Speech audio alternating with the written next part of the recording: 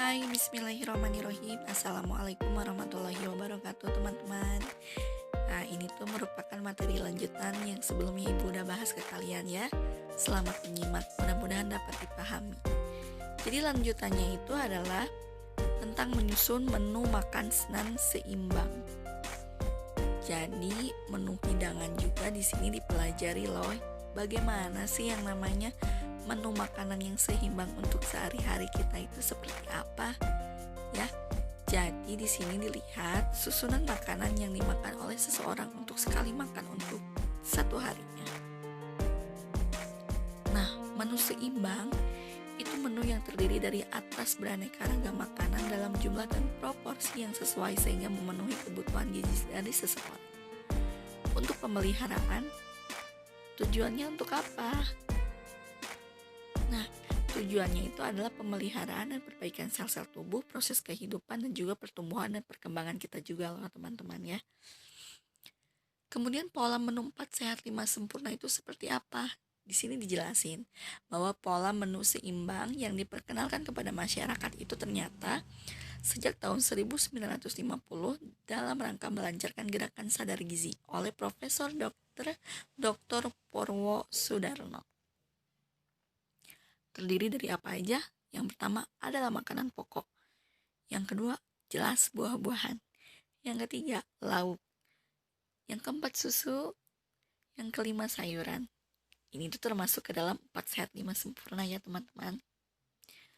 Nah, makanan pokok itu jelas memberikan rasa kenyang biasanya ya. Kita lihat di video nih. Jangan lupa like, komen, dan subscribe.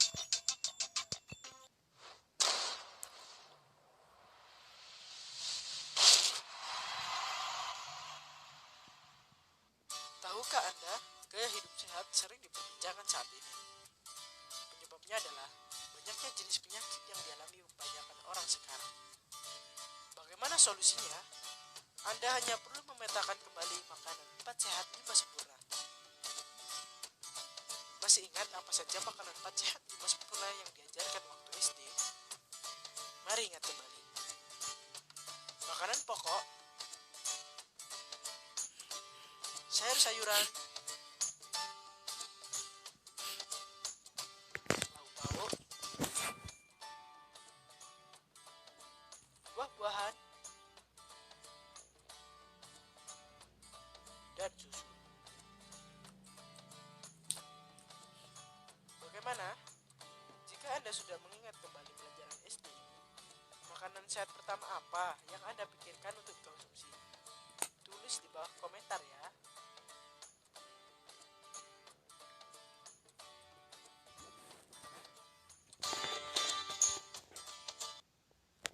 Kita lanjut lagi ya. Nah, sayur mayur. Ini memberikan rasa segar, biasanya dihidangkan berkuah, melancarkan proses menelan. Ada videonya lagi loh teman-teman. Silakan simak. Jangan lupa like, komen, dan subscribe.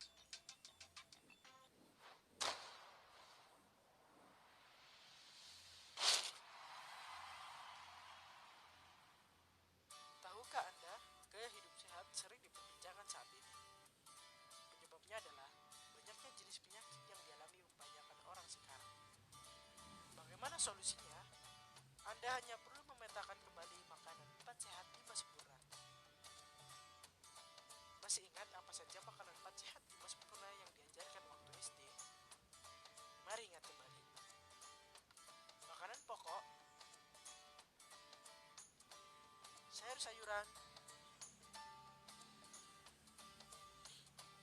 lauk pauk,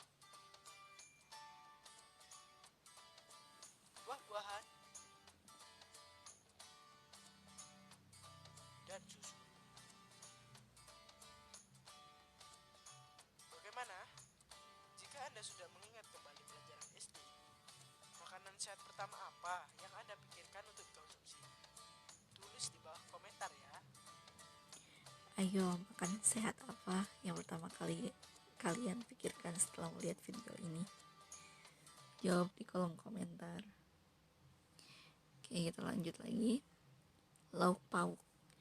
ini biasanya memberikan rasa nikmat, sehingga makanan pokok yang ada pada umumnya memiliki rasa netral menjadi lebih enak. Lauk pauk itu bisa didapat dari nabati maupun hewani. Buah-buahan ini berperan sebagai pencuci mulut biasanya. Ketika kalian memakan buah-buahan, yang terasa di mulut kalian itu adalah asam manis ya, jadi seger gitu di mulutnya.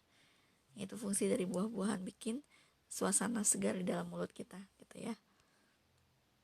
Kemudian produk susu. Produk susu itu berperan sebagai unsur pelengkap yang terutama dianjurkan bagi kelompok orang yang membutuhkan protein relatif lebih banyak, seperti ibu hamil, ibu menyusui, dan anak balita. Susu itu mengandung protein yang tinggi dan zat-zat gizi yang mudah sekali diserap oleh tubuh. Kemudian, kita bisa melihat piramida gizi seimbang di depan kalian ini, bahwa untuk memenuhi nutrisi yang seimbang dan sesuai dengan kebutuhan yang diperlukan tubuh, disusunlah piramida gizi seimbang. Setiap individunya itu memiliki kebutuhan nutrisi yang berbeda-beda bergantung pada umur, jenis kelamin, dan kegiatan yang dilakukan. Piramida gizi seimbang ini ada beberapa hal dalam penyusunan piramida gizi seimbang, dibedakan menjadi 4 hal. Yang pertama, keanekaragaman makanan yang disesuaikan dengan kebutuhan tubuh. Yang kedua, nilai gizi bahan makanan. Yang ketiga, berat badan yang seimbang. Yang keempat, aktivitas fisik yang dilakukan. Kemudian bisa kita lihat piramida gizi seimbang di depan kalian ini, bahwa yang bagian pertama di bawah itu merupakan dasar dari kerucut.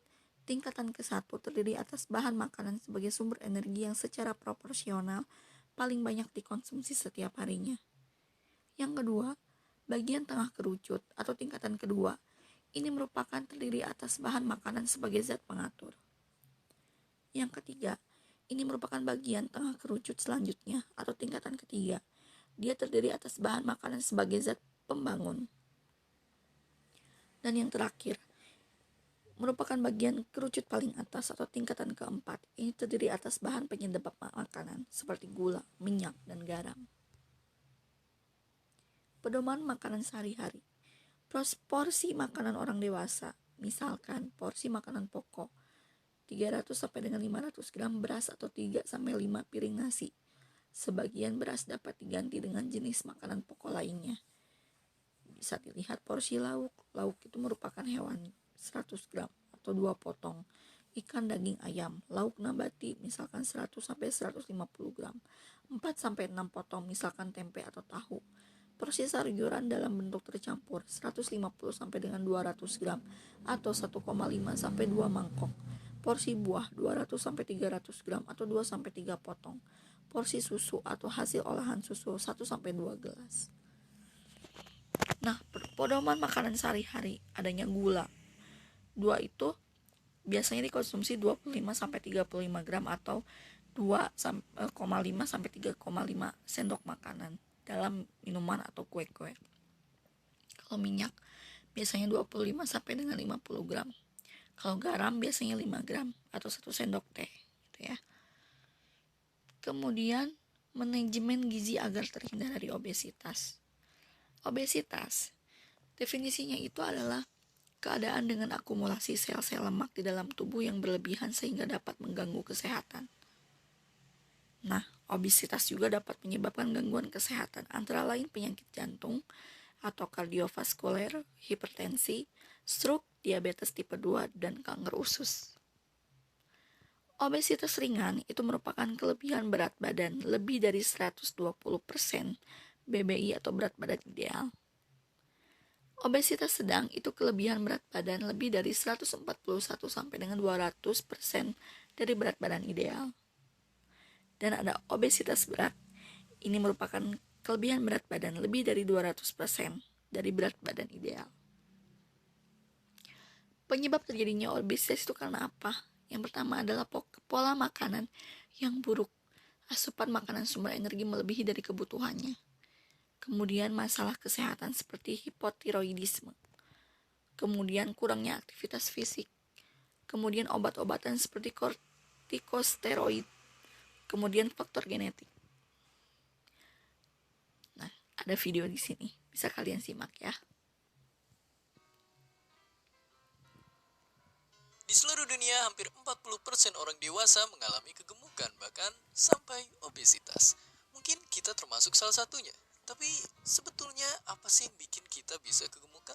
Benarkah karena faktor keturunan? Singkatnya, ada beberapa kondisi yang bikin orang jadi kegemukan. Percaya atau enggak, ada kegemukan yang memang disengaja. Entah biar makin seksi, atau biar jadi tak tergoyahkan. Tapi gen keturunan juga memang bikin kegemukan. Tapi faktor ini ternyata enggak ngaruh-ngaruh banget seperti yang kita bayangkan. Faktanya, tersangka utama penyebab kegemukan adalah pola makan. Setiap hari kita makan agar punya energi untuk beraktivitas. Energi ini dihitung dengan satuan kalori dan kebutuhan kalori harian tiap orang bisa berbeda-beda. Idealnya jumlah kalori yang kita konsumsi selalu habis kita pakai beraktivitas. Tapi yang namanya hidup memang penuh godaan. Jadi saat keluar masuknya energi tidak seimbang, tubuh otomatis bakal menyimpan sisa kalori kita menjadi, cadangan lemak. Nah, kita bisa disebut kegemukan saat total lemak di tubuh kita membludak lebih dari batas wajar. Kalau gitu, kenapa kita harus punya cadangan lemak seperti anjing laut di kutub?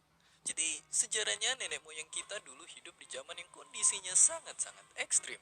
Akibatnya banyak yang tidak sanggup bertahan, makanya tubuh manusia pelan-pelan beradaptasi, baik fisik maupun pola makannya sampai akhirnya punya cadangan lemak seperti mamalia lain termasuk onta.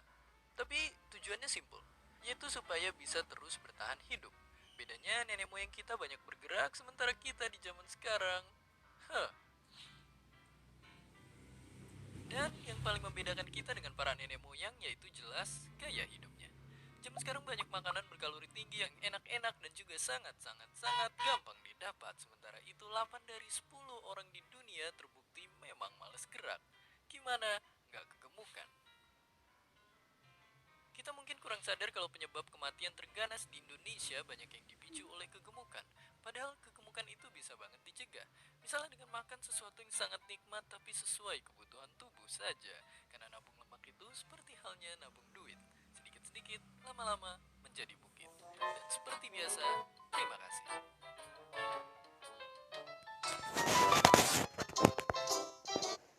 Nah, itu sedikitnya pencerahan tentang obesitas. Kemudian ada usaha-usaha untuk mencegah obesitas pada anak usia sekolah. Yang pertama itu mengkonsumsi makanan sehat rendah lemak, mengurangi konsumsi makanan goreng-gorengan, makanan berlemak dan juga junk food tentunya. Kemudian, mengurangi konsumsi makanan dan minuman manis atau soft drink diganti jadi air putih. Kemudian makan sesuai dengan waktunya, membiasakan makan pagi dan membatasi konsumsi cemilan. Kemudian selanjutnya mengkonsumsi buah-buahan dan sayuran minimal 5 kali sehari. Beraktivitas fisik misalnya berjalan selama 1 jam per menit.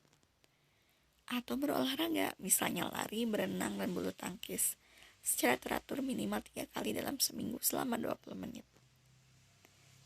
Atau di luar waktu sekolah tidak duduk lebih dari 2 jam. Membatasi menonton televisi dan bermain game. Dan selalu konsisten terhadap perencanaan gaya hidup sehat sehari-hari. Thank you for your attention. Terima kasih untuk kalian yang sudah menyimak. Mudah-mudahan dapat dipahami dan ilmunya bermanfaat ya. Kita lanjut lagi dengan materi selanjutnya. Jangan bosan, tetap semangat untuk belajar walaupun di masa pandemi ini. See you. Assalamualaikum.